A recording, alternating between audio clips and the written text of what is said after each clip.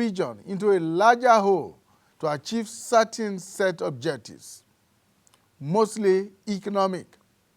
A few weeks back, governors of the 6 Southwest states under the aegis of Southwest Governors Forum resolved to work together to strengthen economic integration, cooperation, and investment promotion in the region.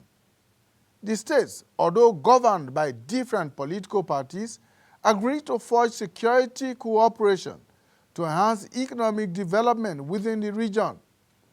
They then set up a working template for collaboration based on each state's comparative advantage in agriculture to strengthen food security. The governors also resolved to strengthen the already adopted development agenda for Western Nigeria, otherwise known as DAWN, D-A-W-N, for the delivery of the development aspirations and survival of the region. Some analysts have said Nigeria needs this kind of template to restructure it along the lines of comparative advantages, which could engender a more positive economic competition between and among regions. In the Southeast, the search for regional integration started 7 years ago in 2017, when the 5 governors of the region resolved to pursue economic integration and common security. But since then, nothing serious appeared to have happened until earlier this July, when the governors met again to revive the initiative. Now, for the 6 states of the South-South, the initiative dates back to 2011, when the idea of a braised commission was mooted to serve as the brain box for the collective socio-economic development of the zone, leveraging on the environmental blue carbon potentials and the abundant mangrove forest ecosystems in the region. All of these were following in the footsteps of Northern Nigeria Development Corporation, NNDC, established by the 19 northern states as far back as 1965 to pool resources together for huge capital projects in the region. The NNDC appears to be the only such body that has achieved some of its set goals. The question then is, why are the initiatives of the other regions floundering? What are the challenges? How can they be made more viable? What potentials do they hold for each of the regions they set out to serve? These are the questions and many more that we will be trying to find answers to on the program today. And of course, I have with me in the studio guest analysts who will help us to do all of these. First, from my immediate right is Mr. Aliko Victor. Mr. Victor is a development economist. Thank you so much, Victor. Thank you for having me. Thank you. Also with us is Mr. Adefolari Olamilekon. Mr. Olamilekon is a political economist and a researcher. Thank you so much for joining us. Thanks for having me. We will also be joined very shortly by Ambassador Joe Keshi. Ambassador Joe Keshi is the Director General of the Braised Commission, that is, the commission set up by the South governors to pilot the affairs of having to have an economic integration model for the South-South. He will be joining us very shortly. Now, we'll go into our discussion right after now. Stay with us. The Nigeria we need is the united, indissoluble, and cohesive Nigeria, which guarantees equity, fairness, justice, and prosperity for its citizens. That is our focus on people, politics, and power. It is fresh, insightful, impactful. It's a must-watch. People, politics, and power on AIT.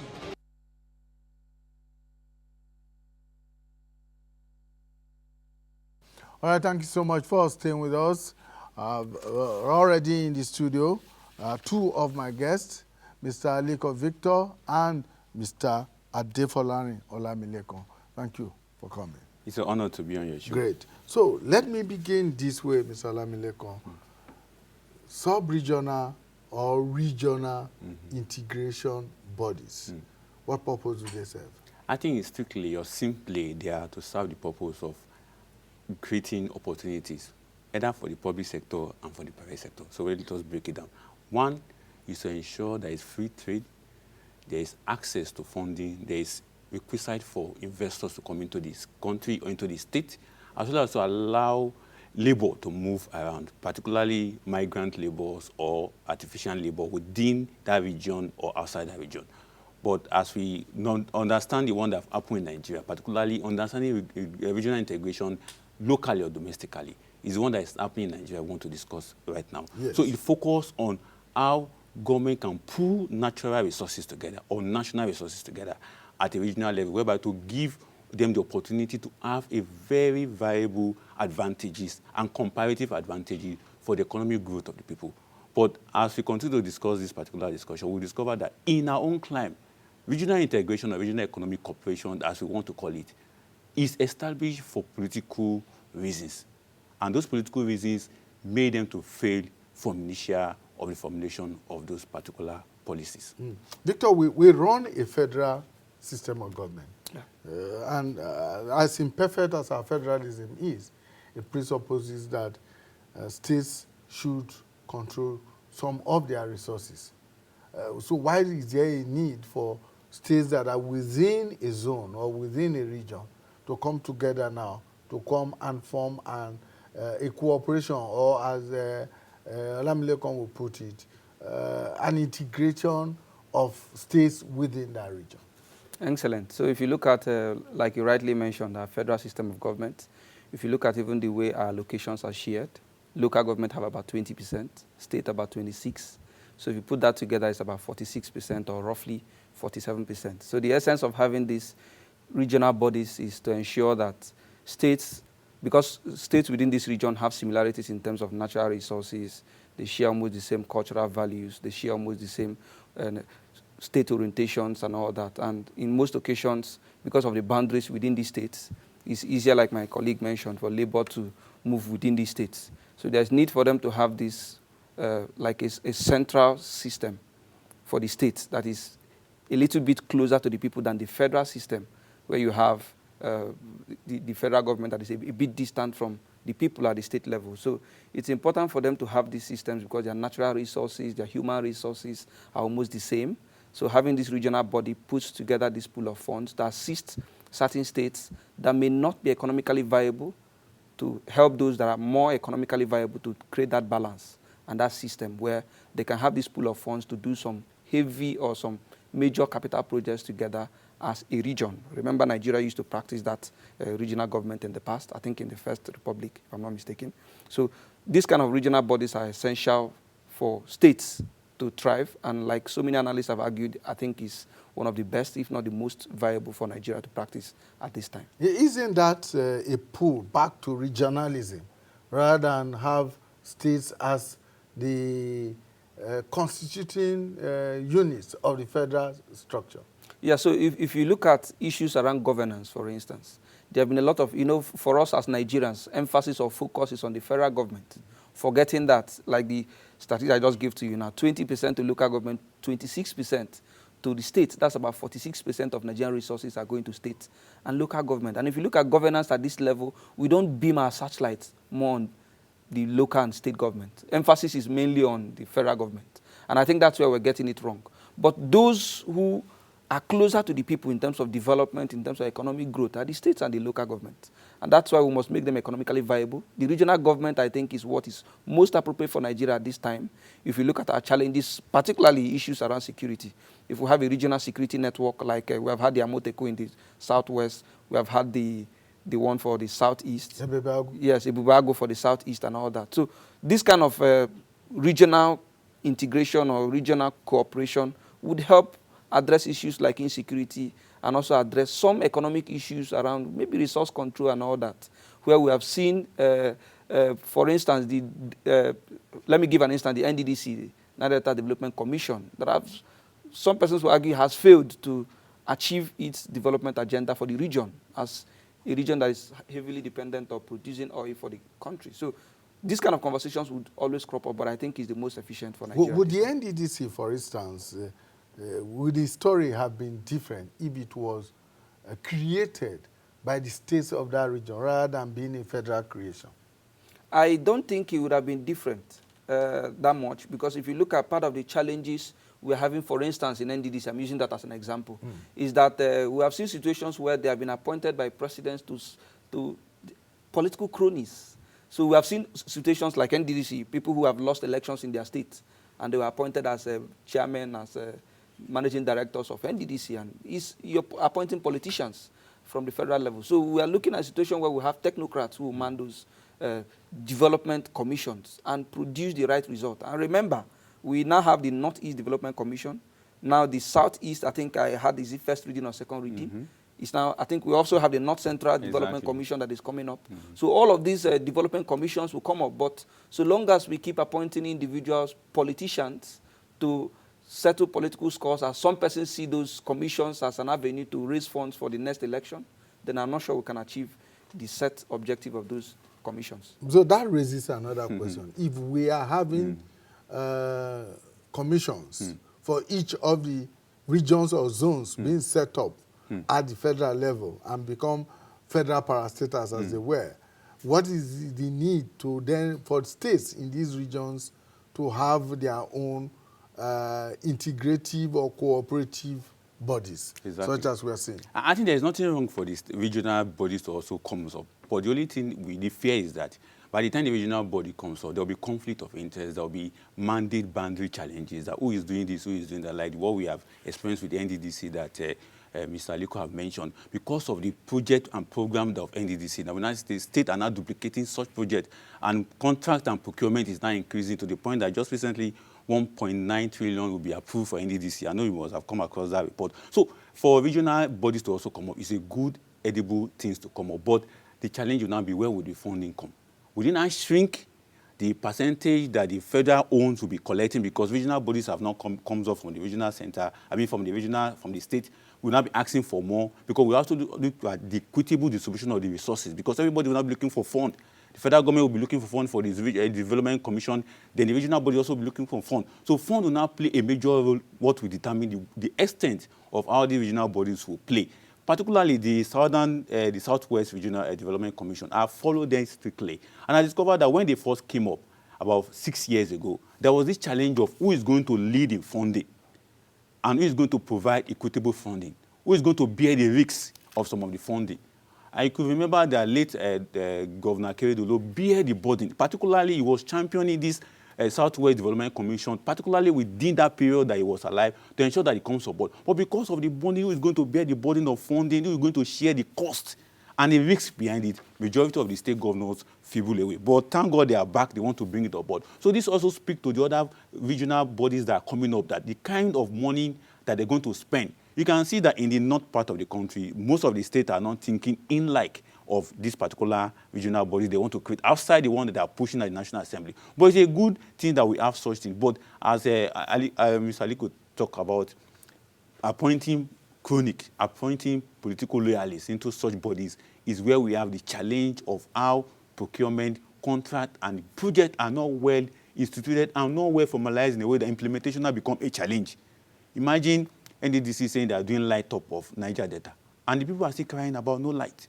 And they have spent a lot of money procuring lighting equipment system for the people, but they are not seeing it. So that also boils down to how we can be able to manageably pull these things in a way that at the end of the day, people will be the one to benefit from this particular one, not the political elite. We are not saying they cannot benefit, but the majority of what funding that will go into this kind of project should benefit the people. And that will be good for a regional body and regional commission that we hope, if it is established, it will be for the betterment of Nigerians and the Nigerians. If you look at the history of these so-called regional bodies that we're talking about now, the one of the South goes way back to 2011. Exactly. The one of the Southeast goes back to 2017 or even earlier.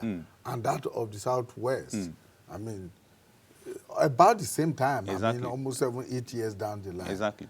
Would you attribute it to the lack of political will? Because it appears that every time new administrations come into place in these states, they start all over again. Exactly. And because there is no real political commitment on the part of the people. If you look at the definition of integration or regional integration, it shows that values will be gotten. So what values are they having? Even though there is laudable objective on paper, okay, we are going to achieve we are going to do this. Within the time frame they have given to themselves, they don't want to get it, or they will not be able to get it, because the interest that they bring to the table is not the real interest that is contained in the formulation of the protocol or MOU they are signing. Take, for instance, one of the key projects that the Southwest Development Commission wants to engage is agricultural production to reduce food insecurity within that area. And their target is to ensure that they have opportunities to have farms, farm estates. But how many of those governors is ready to release land for that project? And when they release land for that project, I hope they will not have conflict of interest over that land with federal government. Because if they release land for that project and they discover there is mineral resources under that land, won't it raise conflict of interest? So those are the issues that are normally brought up. But in as much as most of us support this initiative, we also want to draw their ear and to their understanding that it is about value. And that value is about economic development that will bring about growth. And that growth will ensure that there is balance in terms of equal development within this region, and state can share the risks and the cost that comes with what they are engaging. But if they think that it's for political reasons, no, in the earlier iteration of this discussion, I said because of political reasons, some of these commissions were established just to drive some political aspiration.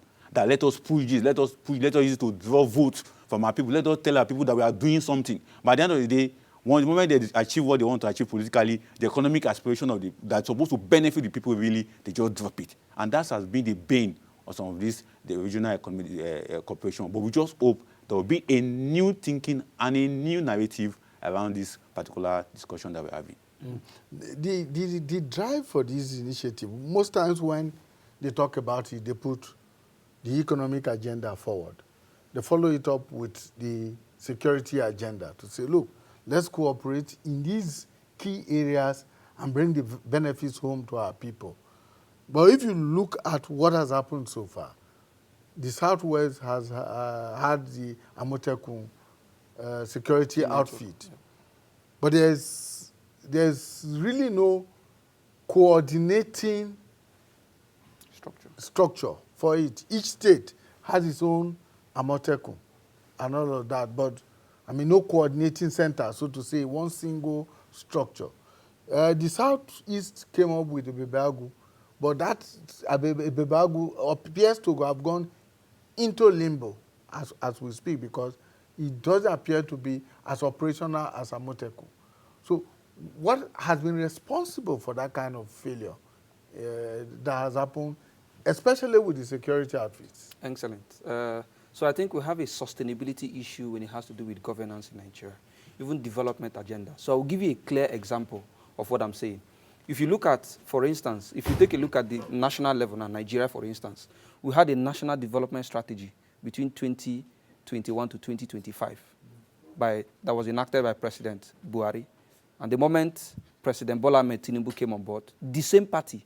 In fact, I will read out the two key objectives of that national development strategy. One was to reduce poverty by about between 35 to 50 million Nigerians, to put them out of poverty line. And the second part was to create about between 5 to 15 to 20 million jobs within this period. But if you look at the current policies of this current administration, does it show that it intends to achieve that development strategy? More persons are entering into poverty rather than living, and more jobs are being lost rather than gaining more job opportunity as a result of businesses leaving the country. If you also take the United States of America, for instance, they have a foreign policy that whether you're a Democrat or a Republican, the moment you come in as the president of the United States of America, you sustain that foreign policy regardless of your party. And we're having that same problem at the regional level. So we're having a situation where there is a lack of sustainability in policies. Political actors in the state level are making policies just to win elections. They are not making policies sincerely with the sole goal of impacting and developing the regions. And we'd also see a situation whereby governors at the state level, whom in quotes can consider as being incompetent, who could shift their responsibilities to the regional government to take responsibility of governance within their state under the disguise of them being incapacitated and all that. If you also look at statistics that were released about 2 months ago, it shows that states are now receiving, some states up to about 40% or 50% increase in their revenue compared to what it used to be before. Perhaps as a result of the devaluation of our currency, and we have more funds in naira value and all that. But does it transcend in development increasing by 40, 50%? Certainly not. So these are the kind of issues we begin to see where people come into power and regardless of, the previous administration, for instance, prioritized train system, transportation. What is happening in railway system now? We are talking of speed highways, super highways and all that as the initiative of this current administration. And train system has been perhaps jettisoned and as considered as the project of the previous administration. So these kind of issues will continue to persist until we see sustainability, regardless of whether you're PDP, APC, or Labour Party. If you come on board, there's a development agenda. Even in township planning, urban planning, there's a development agenda. Sustain or go ahead with that development agenda. Those agendas were built by experts, not to forget, consultants whom the government paid. So we have these issues in terms of sustainability in governance at the state level, and these issues will persist, except we have perhaps sincerity and political will, like you mentioned, of these state governors coming together to say these regional bodies, we must make them work and also actually make them work. All right, let's go on a short break to enable us bringing on board Ambassador Joe Keshi, former Nigerian diplomat and Director General of the BRACED Commission. Stay with us.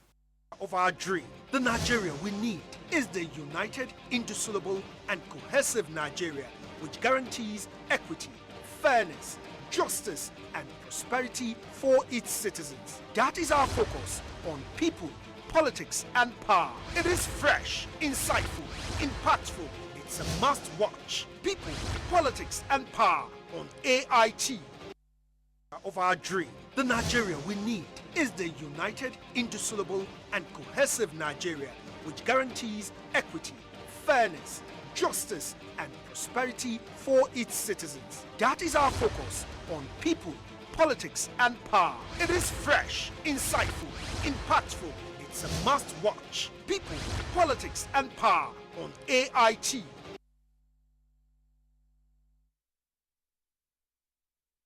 All right, thank you so much for staying with us. We have now been joined by Ambassador Joe Keshi, a former Nigerian diplomat and the current Director General of the BRACED Commission. That is the body representing the 6 South states of Nigeria. Ambassador, thank you so much for joining us. Thank you for having me. Welcome. I'm glad to join you all. Tell us about the BRACED Commission. That initiative came on board as far back as 2011. But this is 2024. What has happened? Well, good afternoon. Let me just say that I'm glad I came in at the right time. The right time in the sense that I was listening to the very brilliant submission of the young man here, and I just smiled to myself because only yesterday we were having conversation with some friends at home in Lagos, and we referred to the document he referred to, that we have a development plan which nobody has cared to look at. And so you just find that governments come, they start all over again, and they go, another one comes, they start all over again. And I think that is the story of Nigeria, and it's also the story of what we had experienced, in the BRACED Commission. It actually came on board from the first South-South Summit in Calabar, and then the outcome of it was that they should establish a commission to drive the ambition of the region, for regional economic cooperation, and that was when I was more or less recruited after my retirement to drive the process. We've gone through ups and downs, as he rightly pointed out. And only a couple of months ago, the current set of governors decided that they wanted to revive it. So we're in the process of leaving the, what's that place you send serious cases of post-surgery, in the hospital where you live, So we're in the process of getting out of that place and seeing what we can do You live in the trauma center. Yes, whether we can revive, revive it. And so far, there's been some great commitment from the governors. But again, it boils down to implementation. But let me say this, because he said a couple of things that are very interesting. I've always maintained that if the states do not work, this federation will not work, whether people like it or not. Because everything the federal government is imposing on itself and trying to do and acquiring to do, the truth of the matter is that, for example, if you take agriculture, the federal government doesn't have any land to tilt. All the states have the land. In fact, I've advocated in other forums that the Ministry of Agriculture should be scrapped. Because when you look at the resources going to the Ministry of Agriculture, nobody does any evaluation in this country to say what exactly did the Ministry of Agriculture, achieved in 1 year. And we've had the Minister of Agriculture for how long now? For over 1 year. What exactly has he told us he's going to do in agriculture? No blueprint. No blueprint. Nothing. And there are so many other ministers that have not even told us virtually anything.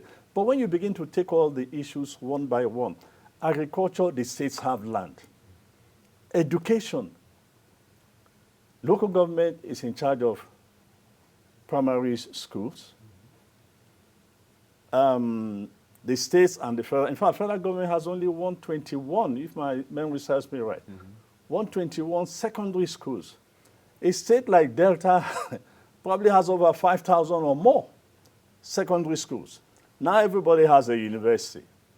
But the point is that if you do not do well at the primary school level, where the problem is today, you're not going to do well at the higher level. And of course, at the university level, it's a product of ABCD that tells you what you will produce at the university level.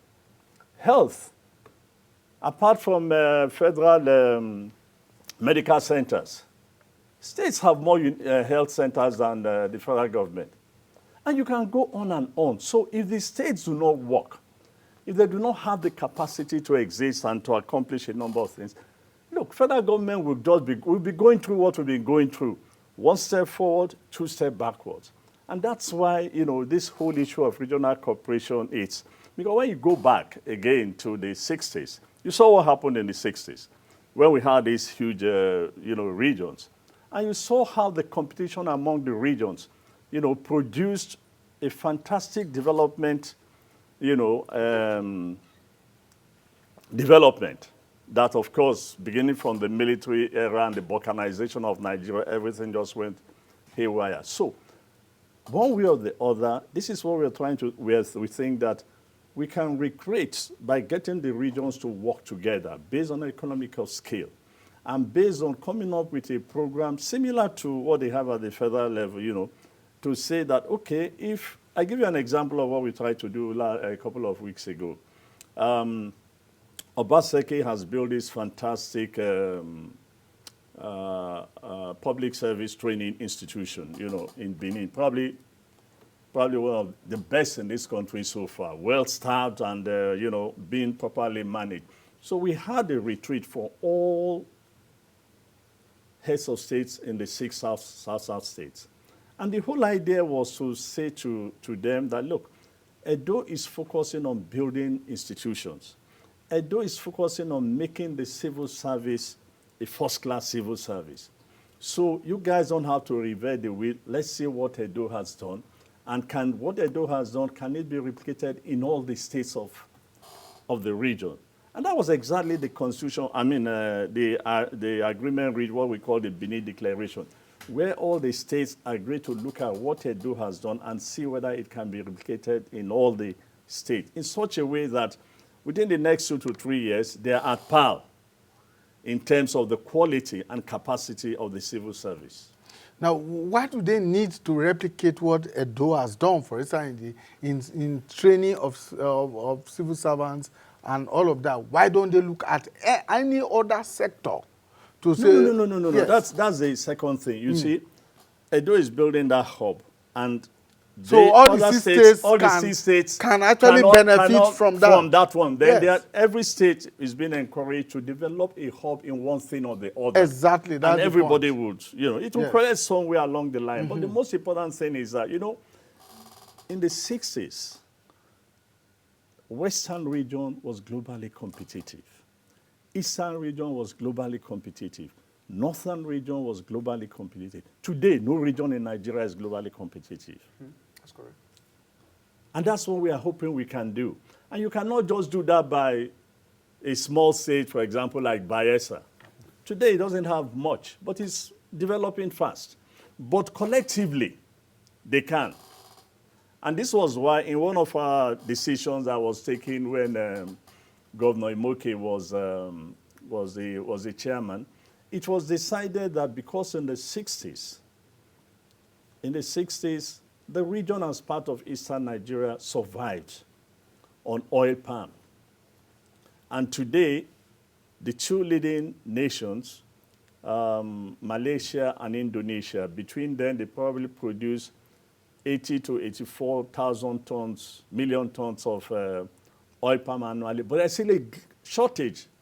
Even there's a shortage in this country. We import oil palm, yet we have the capacity to grow oil palm. So we made a proposal that, look, let everybody grow oil palm in the first instance.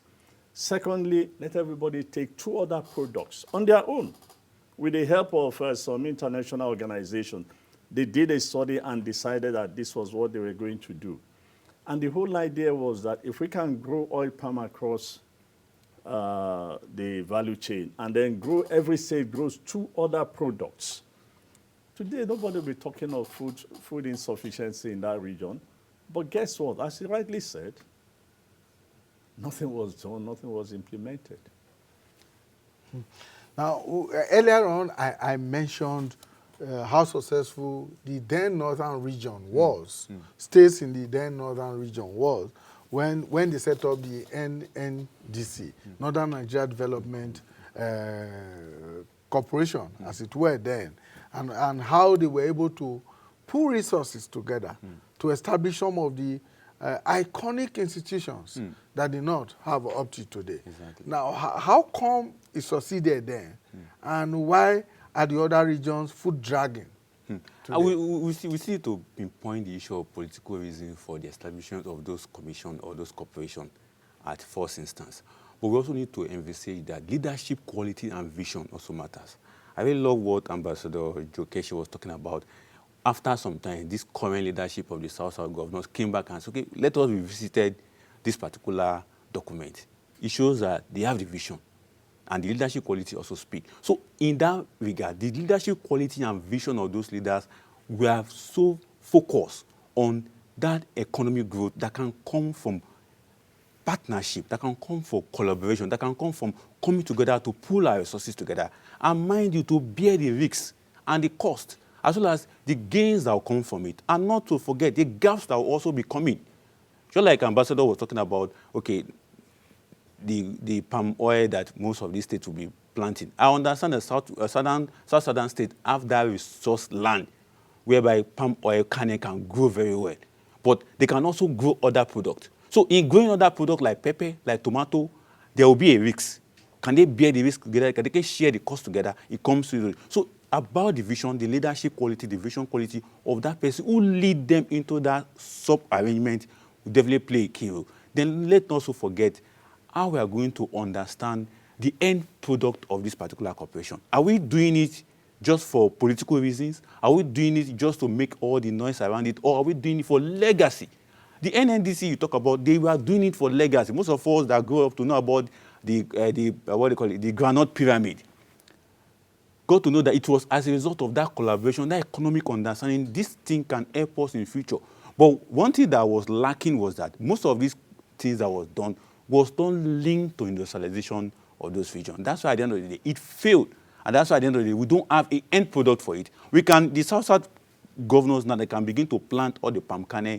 Can they lead palm kernel production to higher industrialization that will ensure that it is not just palm kernel or red oil that we use to cook our soup we are going to produce? Can we advance it? Because for me, it's not about just doing it at a very, very level, but taking it a higher step, But I won't forget to mention again, the leadership quality and the vision and the focus of leadership play a key role why the NDC succeeded. And currently, why it's not succeeding, political reason is there. The lack of vision and the lack of the quality of leaders also play a bane why they are not succeeding at this time. Ambassador, I'm going to ask you a two-point question. Is there a larger agenda for this collaboration, this cooperation amongst states in the region? And then, of course, is there an interface between, say, the Dawn Commission of the Southwest and the Braced Commission of the South-South? Absolutely. The second one is simply yes. And more especially, we played some role, the Braced Commission played some role in helping the establishment of the Dawn in the formal, as a formal organization. To the first one, I really don't understand the question itself. When I say a larger agenda, because he has talked about the bigger picture of connecting whatever they are doing to a larger aspiration of industrialization in each of these regions. I just wanted to say what happened. I now think, with the benefit of hindsight, I now take the position that, look, if the first government, the first Nigerian government under the parliamentary system, under the prime minister, if they had survived, if the military had not struck in 1966, this country would have become industrialized. Definitely. Because you were talking of the quality and the capacity of the men of yesterday. They were fantastic, with the benefit of hindsight. They were fantastic. Unfortunately, the military, stopped the growth of that and then completely reversed not just the process, but also the value that these guys, had. Look, I tell this story all the time. I grew up and lived in Ibadan for most part of my early life, and our house was not too far away from the house of the first premier. And by the way, it was not a GRE. He lived somewhere in the Okeado on the way to our primary school, to our school, okay? He goes to work. He goes to work in a Chevrolet with his ADC. In those days, they used just to wear khaki type booties, if you know what it is. Exactly. The guy sits in the front. There's one dispatch rider. That's how the premier went to work in Bodija. Today, that state has been broken into 6. Exactly. Each governor goes to work with 7 to 15 cars. You're correct. That's the value that has changed. Today, it is worse. No commissioner went to work in those days with any siren. Come to Abuja. We are in Abuja. Here in Abuja, go on the street. Everybody 4, 5, 6 cars. Who is fueling those cars? So you can see the change of value over, that has changed also the mindset of leadership. Even the entourage of local government chairmen is longer than that of the No, you haven't seen anything. Let them begin to get their money directly. So you see that the change of value or the death of value in this country is also contributing to our problems. Because look, in those days, there was a lot that guided these people. In fact, in recent times, I really don't know why, there's been a lot of items on the WhatsApp circulating on the humility of the first prime minister, where he was on holidays and playing with his kids and in his farm. There was another one, which was true, by the way, where he almost sacked the minister, his minister or chief of staff at that time, for giving his mother, the official plane to take her back to the state. Who will do that today? President of the president take the planes and go to wherever they are. Now, you come to Hilton and see them arrive in Hilton. So the death of value is also affecting. But back to the issue. This country would have become industrialized because we had a development plan that was being pursued. Exactly. Until it was stopped by the military, then the Civil War, and after the Civil War, we just lost direction. Look, but General Gaban did a lot to try and and of course with Professor Adedeji as the economic development minister, then if my memory serves me right. They did the very best to bring back this thing again.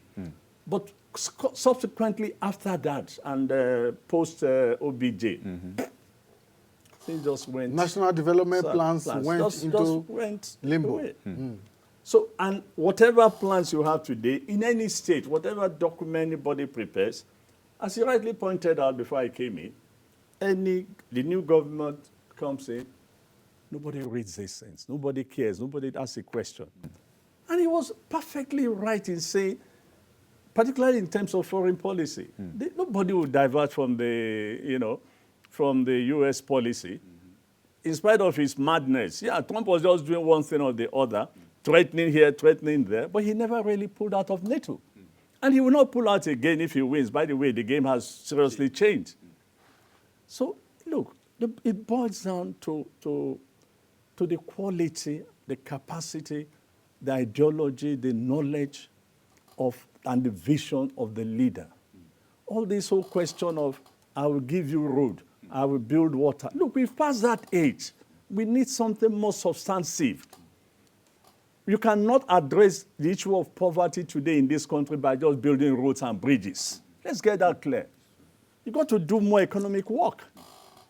So, Victor, yes, you want to weigh in here? Because I was going to ask you what these commissions, the Brace Commission, the Dawn Commission, I don't know the name that of the Southeast is called. If they have given it a name. I think it's the Eastern Development. Eastern Development. Commission, yes. Yeah. And what do they need to do right now? What is the way forward for them? Yeah, so good thing, there is some kind of interface between and amongst the commission now, so they can share ideas. So let's share some ideas with them. So ideally, I will use the Brace, for instance. Ideally, when we have the Brace Commission and we have NDDC, ideally the Brace Commission is supposed to work together with NDDC. Brace Commission will develop the strategy. This is the plan. And NDDC can be the implementing arm of the same, within the same region. Brace is developing the strategy. Anybody that comes in as the MD of yes, as the think tank or as the research part of it, the strategic part of it, will bring out the strategy. Regardless of who becomes the MD of NDDC, you implement based on the plan that is provided by the Brace Commission. But again, it goes back to what we are saying. What is the intention? What is the sole goal of we having individuals in power without real development agenda in mind? It is worrisome because what we see is pockets of individuals making pockets of policies, and the moment they live within 4 years or 8 years, and those policies, they fly into the sky.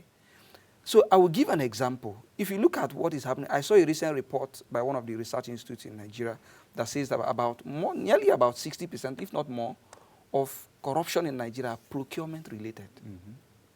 The level of I consult for a company based in Ontario, Canada, and I think one of the most recent studies I saw from one of the international organizations studied the responsibility of checking the level of corruption, and they said Canada is, I think, about 4th or 5th in the world in terms of corruption index. Very strong, zero tolerance for corruption. Where if you lose a bid, you apply for a debrief. And they explain to you why you lost, tell you the company that lost, what they did that you didn't do. You see the whole process as transparent as possible. But what do we have in a situation in Nigeria where procurement directors are one of the, in fact, there's so many public servants. I tell people, if they fix procurement corruption in Nigeria, so many people will run away from civil service job. I can bet you for free. So many people. So the development agendas of the states is critical. But again, when you have an individual development agenda, no problem with that. But again, there is power in numbers. They say if you want to go, how do they say it? If you want to go far, you go, okay, if you want to go a distance, you go alone. If you want to go far, you go with a team. So there is power in Brace Commission coming together with the 6 states. I'm from the South. And I feel bad oftentimes when I see the level of projects in the region done by NDDC. I'm surprised. I mean, dating back to history, not just a particular administration now. The quality of roads. You have seen the number of projects done. Yes. So it's alarming. The quality of these roads, for instance. You see a road that is being commissioned and after 2 years, It doesn't last 2 years. nothing. So these agendas are there for organizations like the Brace Commission, the Dawn Commission to create. Then now we are now having situations where each region, the South will have the North East Development Commission, will have the NDDC, North Central is coming with their own, Southeast is coming with theirs. Again, people are now raising questions. Is it that these regions are intentionally raising up dust issues, and when you cry too much, they give you a development commission? But then what is the agenda? What is the strategy for these development commissions? That's where organizations like Brace comes into play. So they have to provide that strategic plan and for the commissions to actually implement these plans. But again, if we don't have political will, dating back to the story he just narrated of the founding fathers of this country and the current crop of leaders we have, there's a problem. There's also statistics that shows that sometimes the level of quality of leaders' education transcends in the level of growth and development of a country. We want to see where the right, when I mean square pegs in square hole. He also mentioned something. If you ask me, Mr. President should rejig some of his ministers. What's the right word they call it? Cabinet reshuffling. He should reshuffle some of his ministers. Some, without humility, they are incompetent. They are the square peg in round holes. So we need to have the right persons manning, not giving these positions to political, as a means of political compensation to those who lost elections in states. We shouldn't have that. Ambassador, is there a situation where, for instance, the Brace Commission would develop an agenda, a development agenda for the region, and makes it compulsory for whoever comes to power in any of these states to stick with that agenda? Well, we're trying to do that because in a recent meeting of the commissioners dealing with the economy in the region, I can't remember any commissioner who did not talk of developing a master plan for and with timelines and the rest of it and so on. But you know, as you rightly pointed out earlier, it takes everybody to buy in. It takes everybody to buy in. In fact, I've always, look, one of the major problems, again, if you go back to the 60s, virtually everybody who was in a political party knew the ideology of the party. Exactly. So they were all very ideologically oriented and committed to the ideology of that party. Today, most people don't even have no clue what is in the manifesto of APC. Oh, by the way, the APC, I'm not even sure has a manifesto. Or the, what they have is a manifesto of the presidential candidate and things like that. So they follow the plan of those days of the party, which leaned towards one ideology or the other. Of course, we knew we had the left of the left parties, we had the center left and things like that. And we had a few, right. But guess what? They all saw the need to develop. So when I was offered free education, what did the East do? They responded with a variant of free education. What did the North do? The North decided that they were going to pay for anybody who was interested in going to school. Exactly. And it went, you need to study the history of television in the same thing. Stadium, the same thing. But today, what happens? So again, look, the problem of this country is not the things we normally refer to and so on. They're just symptomatic of the failure of leadership. The whole issue of poor quality leadership across board, even in the churches. So until we can fix these things, and I'm beginning to lose hope that it might not be fixed.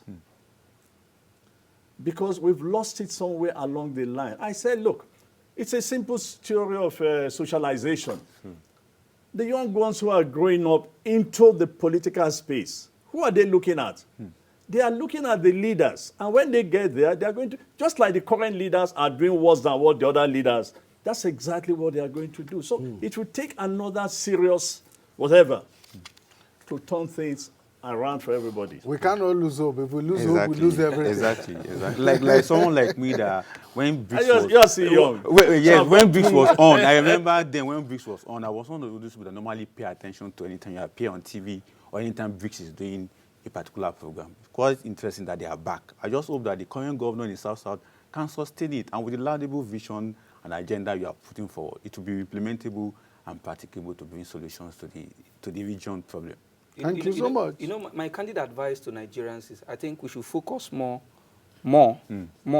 because at the federal level, Nigerians are demanding for more accountability. Exactly. I think we should focus more on the states and the local government. We want to see politicians who manifest their manifestos. Great. Manifesting your manifestos. Thank you so much, Vito, for that. That's a quotable quote. Politicians who manifest their manifestos. And that's they to don't say, forget before they are sorry. and like you say, I mean, they should pay attention to the manifestos of their political parties and not their personal manifestos, because that's what we see these days. I mean, in the First and Second Republics, the political parties had manifestos, and as a UPN or MPN governor, you could not deviate from what was written in the party manifestos. I mean, that's the way to go. You know, I know you're in a hurry. You know, we blame the colonialists for quite a number of things, even 60 or 70 years after. But we forgot it, and that's maybe the break. We forgot that it was because of colonialism that the first generation of leaders, because they revolted against it, and at that time also there were competing ideologies. Yes. That they got imbibed with, and they saw that, look, this one will benefit my country more, and they got involved and things like that. Okay. Well, halfway down the line, that disappeared.